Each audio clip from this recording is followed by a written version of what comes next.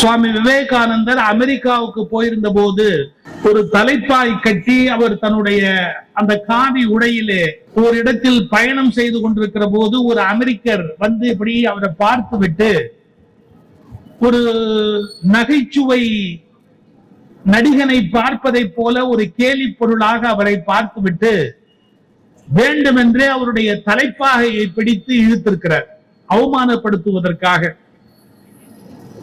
அப்போது விவேகானந்தர் கேட்டார், ஏன் இது போன்ற ஒரு நபரை நீங்கள் பார்த்ததில்லையா என்று கேட்கிறார்.